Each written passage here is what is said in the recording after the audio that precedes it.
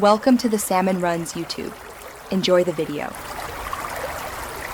You'll start by preparing the app and account so the change applies cleanly. Update Instagram now because old builds lack new toggles. Once done, sign in and confirm account recovery options are saved.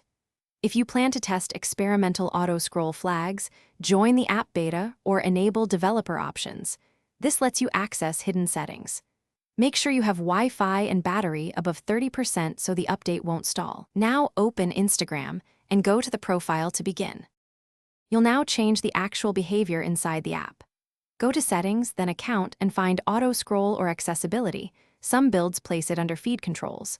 Toggle Auto-Scroll on and select Speed, Slow, Normal, Fast, or enter a custom multiplier like 0, 5, or 1. 5, because speed affects how quickly content advances and whether you miss captions. Once you select Speed, adjust gesture sensitivity and duration. Test on a single story or post to verify timing. Then finish by saving settings and restarting Instagram so the new auto-scroll engages reliably. You should see consistent behavior after a fresh launch. If you experience jitter, frozen frames, or the feature resets, clear the app cache first and, if needed, reinstall the app to remove corrupted files.